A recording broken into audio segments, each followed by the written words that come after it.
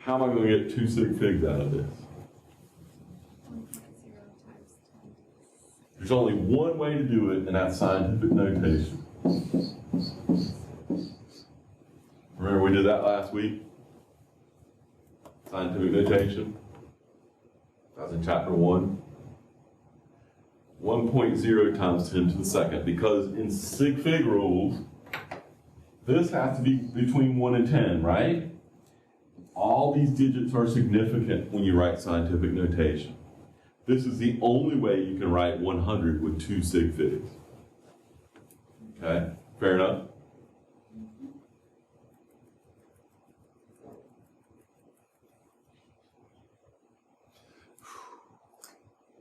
This is so much fun, isn't it?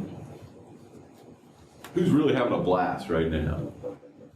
Really? No need to lie here. All right, she wants to do a problem with bigger numbers. So what if we had 5,428 times 6,119? Somebody do that on your calculator, tell me what you get. Give me all the digits on your calculator.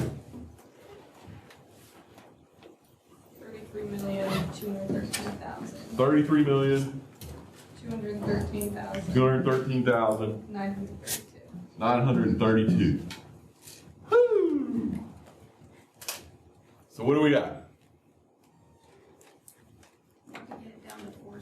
We got 4 and 4, so we're only allowed to have 4 here. So watch what we're going to do. 1, 2, 3, 4. All this has to go away somehow. You round it. I have to round it, don't I? Scientific notation. Well, you could write it in scientific notation. First, let's just round it first. So what if we write it like this? 3, 3, 2, 1. And then every digit that we got rid of, we're going to replace with an insignificant 0 like that. That works. Or one of the reasons to use scientific notation is so you don't have all these insignificant digits here. You could write as 3.321 times 10 to the 1, 2, 3, 4, 5, 6, 7.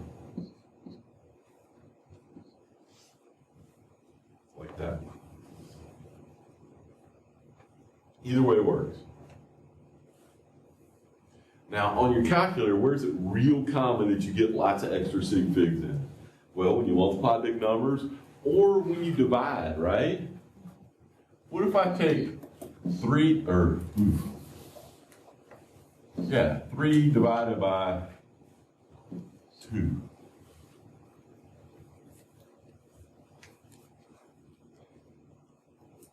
What's that give me? 1.5. Is that right? No, it's not. What should it be? 2. I have to round it to 1 sig fig. Right?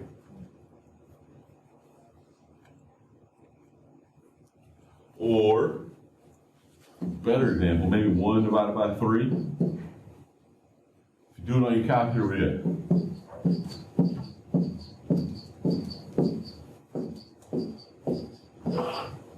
Right?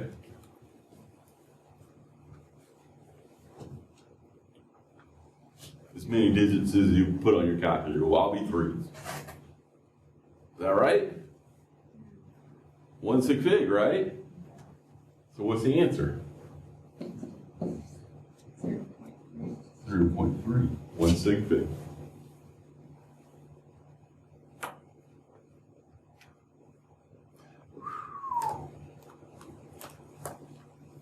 Fair enough?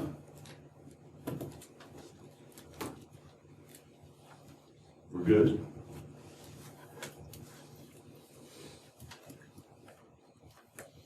All right.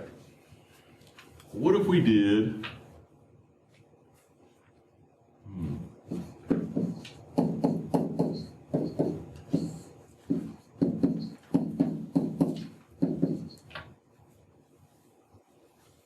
we do that? What do you get?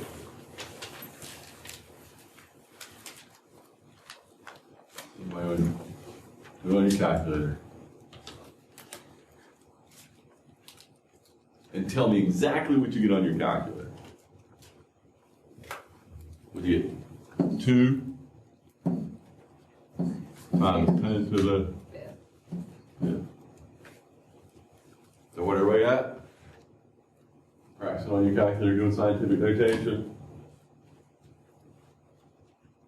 Hand it in for your calculator. It is handy, right? I know your name. I know a couple. Maybe next week I'll learn names. Did everybody get this? Did everybody get 2 times 10 to the 5th? No. Tell me. I can't help you if you didn't. Let me see. Let me see how you did it. Show me how you did it. 2, yeah, no. 2, double E. 2, double E. To the 5th. 5. Divided by. Oh, it's not 2. 1.8, sorry. 1.8. Or 4, sorry. I'm thinking the answer. Okay, now divided by.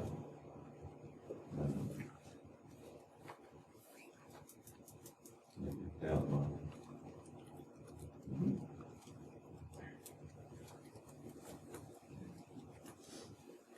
Everybody good? Scientific notation now? Is this the right answer?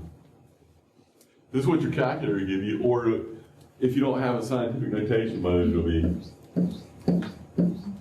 like that, right?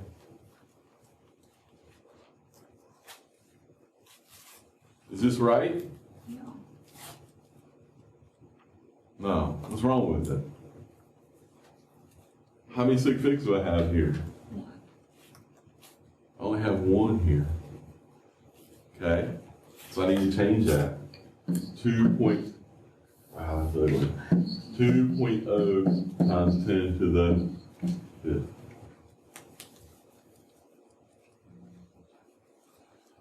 Whew.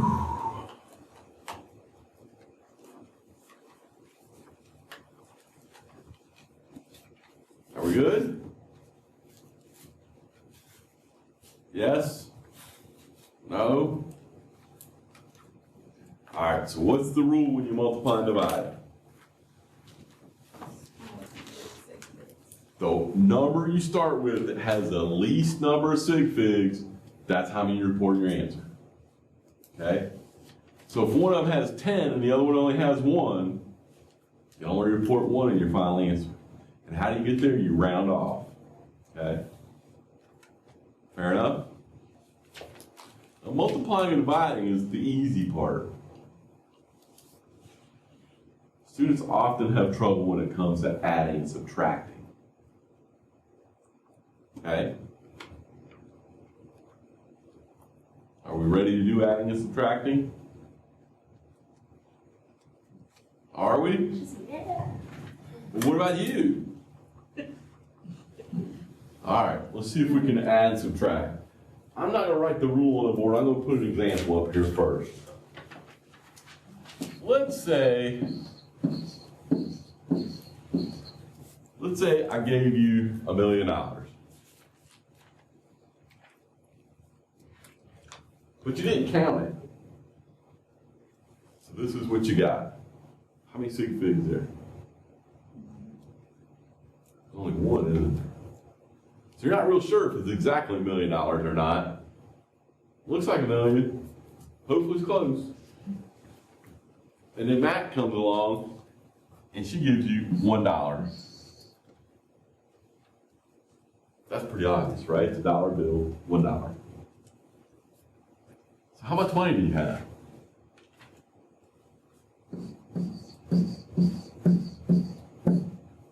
Right? Everybody agree with that? $1 million plus 1 is $1,000,001. No. Sorry. In this case, it's not. Because you don't know if that's exactly $1 million, that 1 isn't important. Here's how you do it.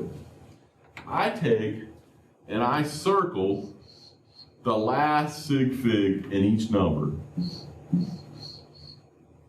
The one that is furthest left tells me that's where I have to round off to.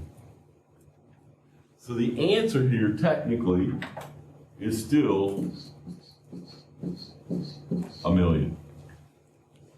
Even though you knew that was exactly $1, because you didn't know the million very well, you can only report your answer out here to the millions place. So $1 million. Does that make sense? Let's do a couple more examples.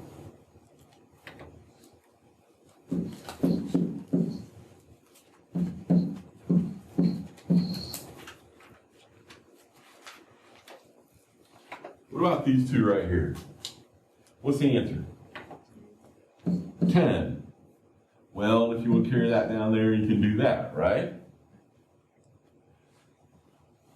Where do you think we should report it to? Is this 0 significant? Yes. Yeah, it is. What's the last significant digit in the next number? Well, there's only one digit, 5. So we can only report to this place right here.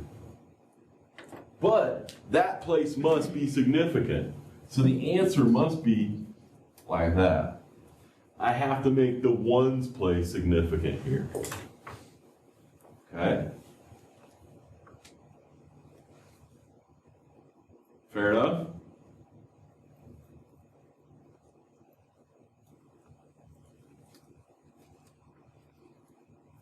Same thing applies when you subtract.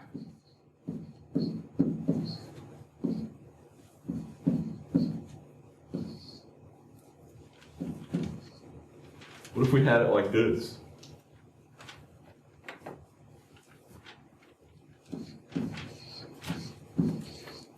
So where am I going to report it to? To the tens place, right? So it must be what?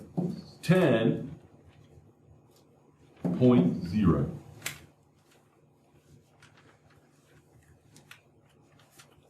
Which is different than saying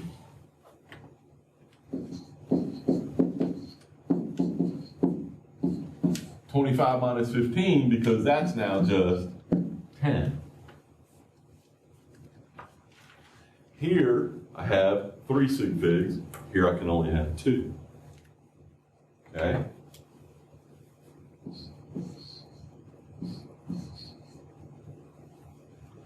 Now students go, well, that kind of makes sense. It looks almost like multiplication division, doesn't it? It's not. Here's when it becomes a little tricky. What if I had